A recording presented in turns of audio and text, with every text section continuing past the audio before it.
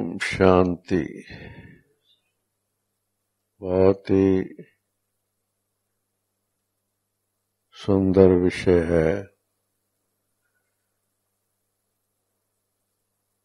कि साक्षात्कार मूर्त कैसे बने।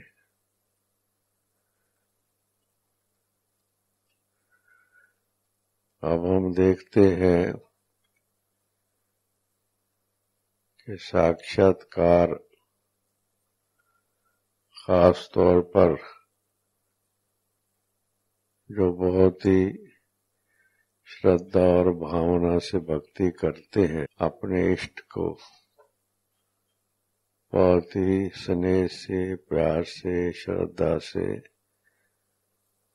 बहुत ही अटूट भक्ति करते हैं,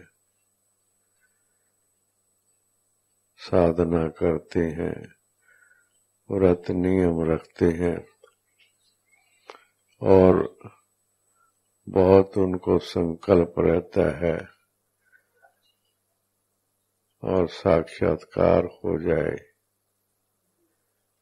क्षण भंगर के लिए, भले थोड़ी देर के लिए साक्षात्कार हो जाए, बहुत बड़ी बात समझते हैं। अब हम देखते हैं कि जिनका भी वो साक्षात्कार करने का संकल्प रखते हैं, उनके मन मस्तिष्क में जो मूर्ति, जो उनके सामने स्वरूप रहता है,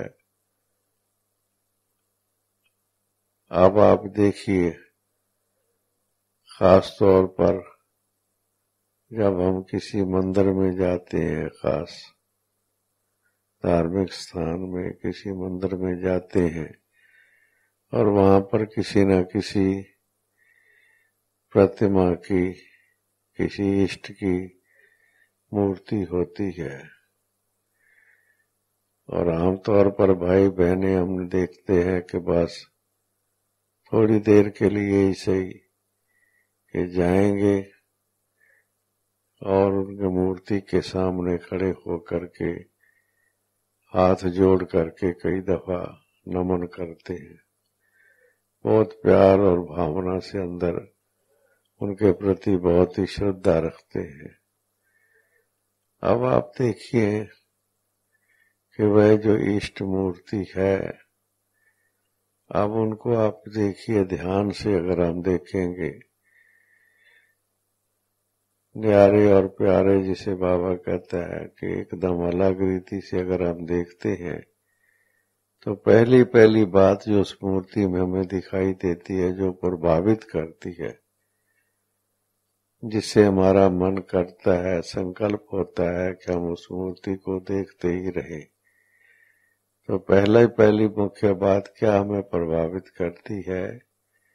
उनकी एकाग्रता की शक्ति, उनके जो नैन चैन होते हैं, खास तौर पर उनकी आंखें आप देखेंगे, बहुत स्थिर आंखें दिखाई बनाते हैं। जब भी वो मूर्ति कोई बनाएंगे तो उनकी आंखों का बहुत ही संतुलन आप देखेंगे रखते हैं, एकदम जैसे कि ये आंखों का जो संतुलन दिखाई देता है वो है उनकी एकाग्रता की स्टेज। एकाग्रता जैसे कि मन की स्थिति है, आंखें माध्यम है मगर मन में उनकी स्थिति है, मन में हलचल नहीं है, एकदम मन जैसे शांत है, एकाग्र है और भावना से भरा हुआ है, श्रद्धा भावना है। जैसे उसके चैन चैन देखते हैं हम लोग, तो उसके वो प्रतिमा के, चाहे वो एक जड़ मूर्ति है मगर उससे हमें शांति का अनुभव होता है बहुत ही। जो भी भाई बहने जाएंगे आप देखेंगे तो बहुत ही उनको अच्छा लगता है, बहुत अच्छा लगता है। इसलिए वो कहते हैं हम दर्शन करके आए, दर्शन करने के लिए जा रहे हैं। उनकी एक झलक देखने के लिए भी आप देखेंगे खास तौर पर जब त्योहार वगैरह होते हैं, कोई ऐसा दिन होता है, श्री कृष्ण जन्माष्टमी है या कोई और दिन कोई ऐसे आते हैं, इस वक्त आप देखेंगे लंबी लंबी लाइनें लगी होती हैं और मूर्ति के सामने सिर्फ दर्शन करने के लिए लोग जाते हैं। अब कितनी देर के लिए वो देखो उनको समय मिलता है, बहुत थोड़ा सा समय, जैसे कि एक झलक। हमने एक बार गए थे, हम लोग भी देखा, जगन्नाथपुरी के मंदिर में हमें ले गए थे दिखाने के लिए। और भी जगह पर हम लोग कई जगह जाते हैं तो हमें ले जाते हैं। मदुरई में भी गए थे, मीनाक्षी देवी के मंदिर दिखाने के लिए ले गए थे। और भी बहुत जगह पर बने हुए हैं, रामेश्वरम जी के मंदिर में भी ले गए थे दिखाने के लिए। तो वहां पर हम देखते हैं कि हम 2 मिनट में 1 मिनट भी नहीं खड़े होने को टाइम मिलता है, इतना भीड़ होती है, इतना रश होता है। जय हमें स्पेशली अलग से लेकर के जाते हैं, अलग के रास्ते से, जो खास उन्होंने स्पेशल खास कुछ भाई कुछ व्यक्तियों के लिए बनाए होते हैं, ऐसे रास्ते से लेकर के जाते हैं। मगर हम देखते हैं कि बस एक झलक मात्र, बस सिर्फ ऐसे उनकी जो प्रतिमा है उनकी झलक मात्र देखते हैं। मगर हमें क्या दिखाई देता है? उनकी जो प्रतिमा है उसमें एक तो एकाग्रता की बात नजर आती है, नैन चैन उनके ऐसे एकाग्र होते हैं। जो ये प्रतीक है कि उनके मन की स्थिति कितनी एकाग्र थी, मन शांत भी था, एकाग्र भी था, एक ही लगन में जिसे कहते हैं वो उनकी स्थिति दिखाते हैं। दूसरी बात जो आप देखेंगे, जो ये प्रतिमाएं बनाते हैं इष्ट की, इष्ट के देवी देवताओं की, दूसरा उसमें जो मुख्य आकर्षण जो होता है, जो खिंचाव करता है, वो उनका श्रृंगार होता है। किसी भी आप प्रतिमा को आप देखेंगे उसमें बहुत ज्यादा अच्छी तरह से उनको डेकोरेट करते हैं, श्रृंगारते हैं बहुत। हम लोग एक बार गए थे श्रीनाथ द्वारे में, मुझे याद है, सुबह सुबह हम पहुंच गए थे, ग्रुप लेकर के गए थे, माउंट आबू जा रहे थे। तो रास्ते में हमें थोड़ी देर के लिए श्रीनाथ द्वारे में हमारा ग्रुप था, तो वहां हम रुके थे। जब हम वहां दर्शन करने के लिए सबको लेकर के गए तो उन्होंने कहा जी नहीं, अभी बहुत बड़े बड़े 4 दरवाजे हैं उस मंदिर के, चांदी के बहुत बड़े बड़े गेट है श्रीनाथ द्वारे में। तो उन्होंने कहा जी नहीं, अभी तो श्रीनाथ जी का स्नान हो रहा है, अभी तो हम दरवाजा नहीं खोल सकते हैं। जब उन्होंने कहा जी टाइम 8 बजे का है, उससे पहले नहीं खोलेंगे हम। हमने जब देखा कि 8 बजे के 5-7 मिनट पहले ही बहुत रश हो गया था, चारों गेट के अंदर ही लाइनें लग गई थी। तो फिर उन्होंने दरवाजा जब खोला, हमने देखा लोग बहुत चिल्ला रहे थे, रो रहे थे कि दर्शन हो गए। मगर हमने क्या देखा, उस प्रतिमा के सामने जो उसका पुजारी था, जो उसका सेवक था, वो एक बहुत बड़ा शीशा लेकर के आगे खड़ा हुआ था। तो हमने पूछा भी ये क्या बात है भाई? कहते हैं जी कि बहुत भगत दर्शनों के करने वाले लोग बहुत इकट्ठे हो गए थे, तो अभी स्नान किया था, मगर अभी ड्रेस अप नहीं हुए थे, अपना अभी वस्त्र पहन रहे थे। तो अभी हम इसे शीशा दिखा रहे हैं कि वो अपना ड्रेस अप हो रहे हैं, ये उसकी निशानी है। देखिए आप कैसे, आप एक मूर्ति है मगर उनको मूर्ति दिखाई नहीं देती है किसी को, जैसे चैतन्य स्वरूप दिखाई देता है। जैसे उनको श्रृंगारते इस ढंग से श्रृंगारते हैं। फिर उन्होंने हमें ये भी बताया कि हमने जब सारा उनके बारे में जानकारी ली तो उन्होंने कहा जी कि श्रीनाथ द्वारे में पूरा ही जैसे कि सतयुग का जैसे कि आपको सीन दिखाई देगा। उन्होंने कहा जी कि बिल्कुल कायदे से हम इसका दिनचर्या फिक्स है हमारी, हम सुबह सुबह बिल्कुल गीत गा करके, गीत बाजा बजा करके, बहुत जो सिस्टम है उनका, हम शयन कक्ष में जाते हैं जहाँ पर श्री नाथ जी विश्राम कर रहे होते हैं, और हम वो गीत बजा करके उनको जागृत, उनको उठाते हैं। और फिर उसके बाद उनका जो स्नान पानी सारा सिस्टम है, और उसके बाद सारा दिन भी जो उनका सिस्टम है, दर्शन देने का टाइम फिक्स किया हुआ उन्होंने, और भोग भी लगता है वहां पर।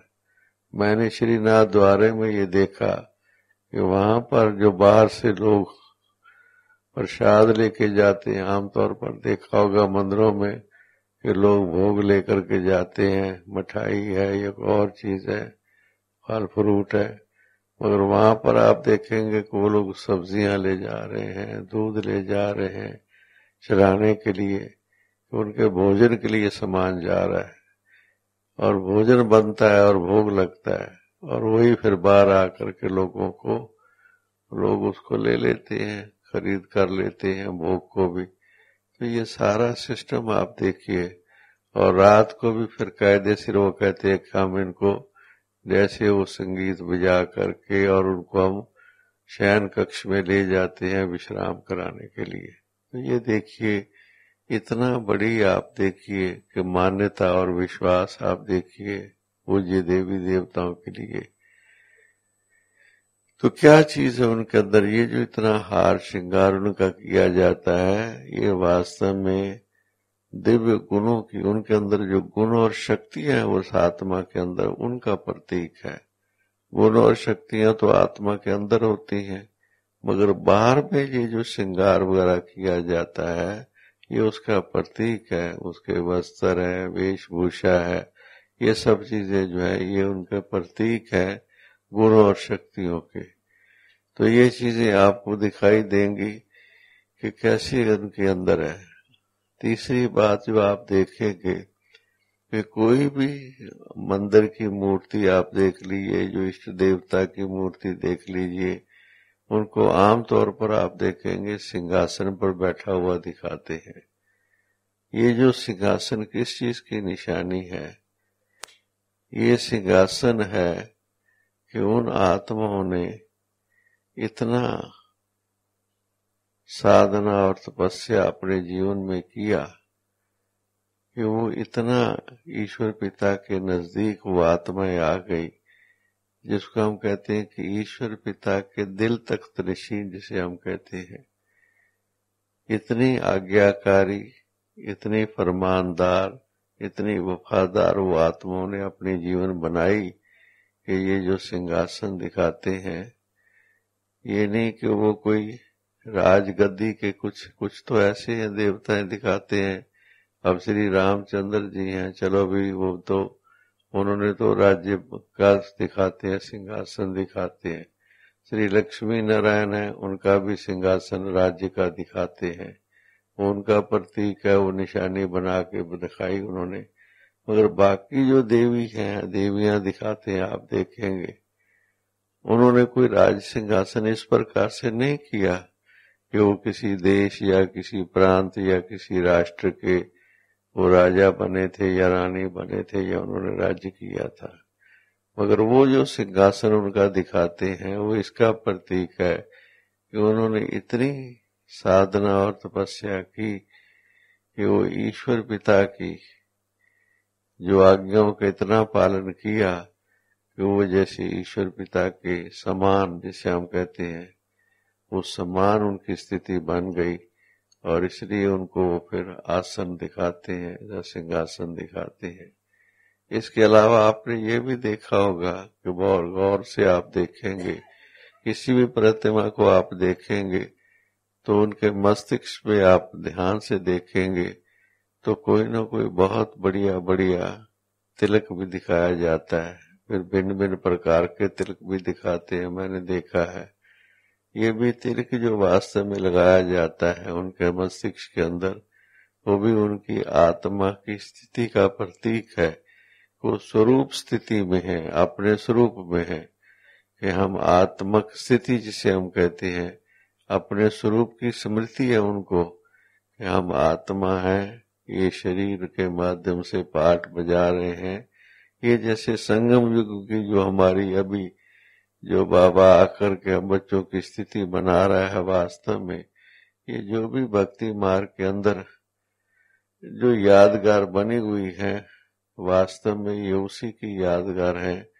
कुछ यादगार ऐसी हैं जो कि हम सतयुग और त्रेता के अंदर जो हमारी स्थिति रही है, वो फिर आकर के भक्ति मार्ग में उनकी यादगार में जैसे कि मंदिर या यादगार बना करके वो जैसे कि उन्होंने उस स्थान बना दिए हैं या स्मृति स्वरूप बना दिए हैं लोगों की पूजा के लिए या उस तरीके से, इसलिए वो स्थान बने हुए हैं, आपने देखा होगा। और कुछ ऐसी चीजें हैं, दोनों चीजें मिक्स हैं। एक है जो हमारी सतयुगी और त्रेतायुगी स्टेज रही है, उनके यादगार के रूप में स्थान बनाए गए हैं। और दूसरी ये स्टेज है कि जो संगम युग में जो हम आत्माओं ने, ईश्वर पिता ने आकर के हम आत्माओं की जो स्थिति बनाई, चाहे वो एकाग्रता की स्थिति है, चाहे वो आज्ञाकारी होने के नाते से हम दिल तक त्रिशीन बाबा के बनते हैं, चाहे हमारी स्वरूप स्थिति की जो स्टेज है, जो उसके अंदर उन्होंने मस्तक के अंदर तिलक लगा दिया या जो कुछ निशानी दे दी है। तो इसलिए जो भी ये साक्षात्कार मूर्तियां हैं देवी देवताओं की, ये वास्तव में संगम युग की हम बच्चों की निशानियां हैं कि हम ऐसे अपनी स्थिति को इतनी पावरफुल बनाते हैं, इतनी एकाग्रता की स्टेज बनाते हैं, जो भक्ति मार्ग में फिर उन्होंने उस ढंग से यादगार के रूप में बना लिए हैं। और वो देखो फिर कितने अनेक भगत आप देखेंगे जिनके वो इष्ट बने हुए हैं, और इष्ट बन करके उनकी कितनी महिमा पूजा देखो हो रहा है, और कितना त्याग और तपस्या भी दिखाते हैं। आप देखेंगे कैसे त्याग और तपस्या दिखाते हैं, आप देखेंगे कि कितनी कई देवियों को आप यादगार आप दिखाते हैं। आप भक्ति में कितना दूर दूर देखो वैष्णो देवी कहाँ पर है, कहाँ हिमाचल के अंदर पहाड़ों के अंदर कितनी ऊंची ऊंची पहाड़ों के अंदर यादगार हैं।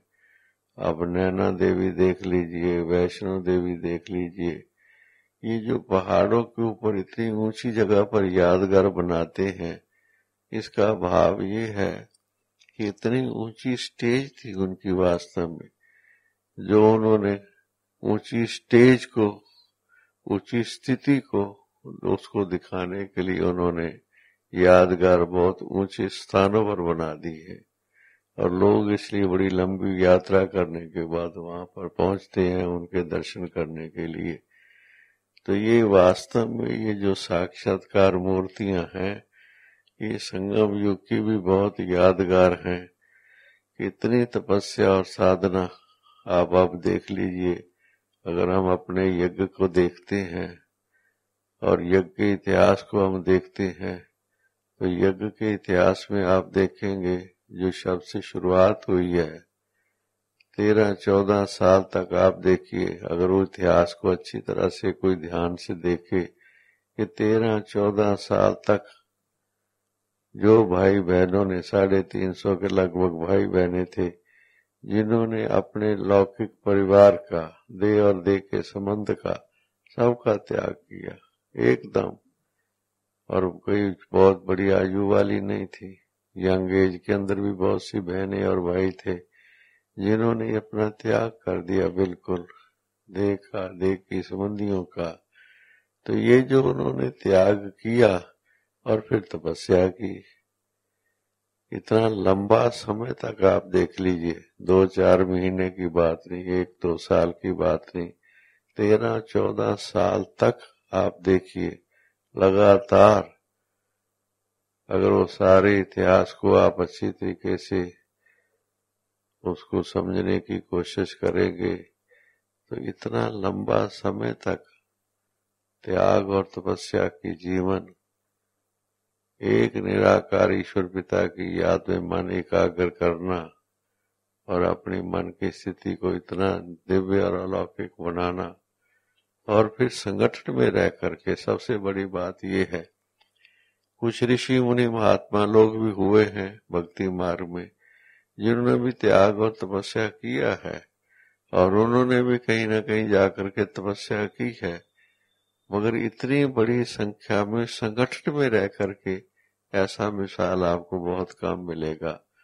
इतनी बड़ी संख्या में इतने लंबे समय तक बैठ करके उन्होंने तपस्या किया, साधना किया, और अपने अंदर संगठन में रह करके गुणों और शक्तियों को धारण किया। केवल ये नहीं कि मन एकाग्र किया ईश्वर पिता के साथ, वो तो है ही है, अच्छी बात है, मगर उन्होंने गुणों और शक्तियों को धारण किया। गुणों और शक्तियों का भाव यह है कि वो संबंध में भी आए, व्यवहार में भी आए, कारोबार में भी आए, कर्म में भी आए, तो सब कर्म में भी आए, व्यवहार में भी आए, और गुण और शक्तियों को धारण किया। ये जो उनकी तपस्या थी, त्याग था, और साधना थी, और धारणा थी, ये सब चीजें मिला करके आप देखेंगे कि इसकी यादगार फिर बाद में देखिए, जितने भी जो भक्ति मार्ग में जितने भी ये साक्षात्कार मूर्त देवी देवताओं के होते हैं भक्तों को, ये उसका आधार वो कौन है, वो जिनका साक्षात उनको हो रहा है भक्तों को, ये अंदर में गहराई में जाकर के देखें ये कौन सी आत्माएं है तो आत्मा है ना, साक्षात्कार जिनका हो रहा है तो अंदर में दिखाई क्या देता है? अंदर आप मंदिर में जाएंगे आपको मूर्ति दिखाई देती है, और ये भी आपको पता है इस मूर्ति की कभी स्थापना की गई थी, ये भी आपको पता है, समझे आपको। मगर जो उस मूर्ति के माध्यम से साक्षात्कार होता है तो वो कोई मूर्ति साक्षात्कार नहीं करा रही है। अंदर में वो जो चैतन्य आत्मा है जिन्होंने भक्ति की, साधना की, तपस्या की और ईश्वरी कार्य में सहयोगी बने, उनकी ये यादगार है वास्तव में। इसलिए इसके अंदर एक एक चीज की जो है बहुत गहराई में जानने की जरूरत है। इनके नैन चैन इतने एकाग्र क्यों दिखाए गए हैं, इनकी वेशभूषा इतनी अलंकारिक इसलिए दिखाई गई है। और आप देखेंगे कई प्रतिमाओं के आप देखेंगे कि ऐसा होता नहीं है प्रैक्टिकली। जैसे आप देखेंगे किसी को अष्टभुजाधारी बना दिया, अच्छा किसी के हाथों के अंदर अलंकार रख दिए, किसी के हाथ में आप देखेंगे शंख पद्म, ये सब चीजें दिखा दी। ये सब चीजें क्या चीजें हैं? ये अलंकारिक भाषा है। ये उनके अंदर जो गुण और शक्तियां थी, जो उन्होंने कर्तव्य किए, ये उनके अंदर प्रतीक मात्र जो है अलंकारिक रूप में वो दिखाए हुए हैं। इसलिए ये जो चीजें हैं भक्ति मार्ग में साक्षात्कार मूर्त हैं वो, क्योंकि बहुत बड़ी ताकत उन आत्माओं की रही है। और सारे एक संगम युग की बात नहीं है, उन आत्माओं का सारे कल्प में पाठ रहा है। सतयुग से आदि से लेकर के उन आत्माओं ने पाठ बजाया है। बहुत शक्तिशाली आत्माएं रही हैं।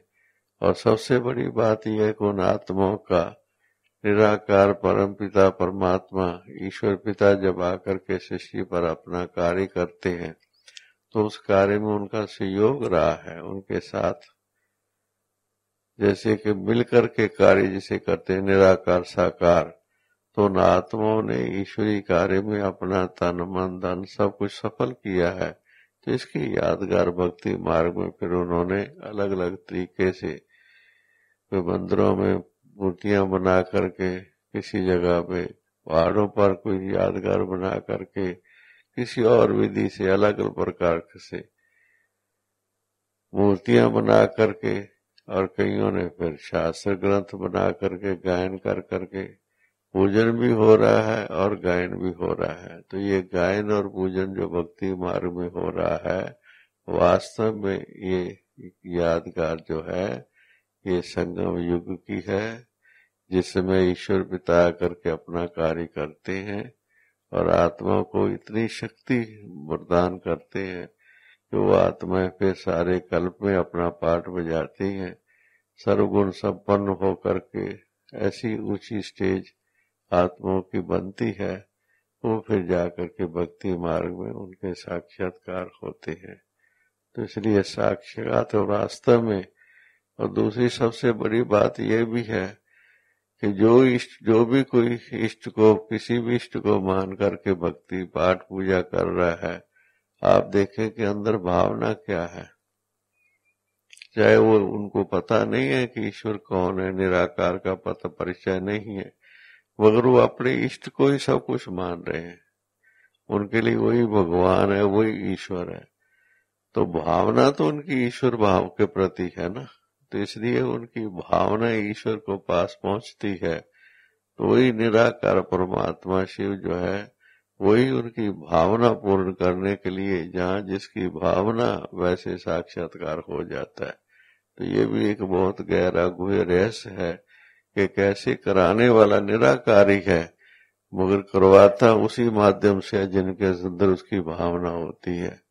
तो इसलिए ये जो साक्षात्कार होते हैं, ये बहुत ही गंभीर और गुह्य रास है कि कैसे साक्षात्कार होते हैं और किस स्थिति वाली आत्माओं के साक्षात्कार होते हैं। ओम शांति, ओम शांति, ओम शांति।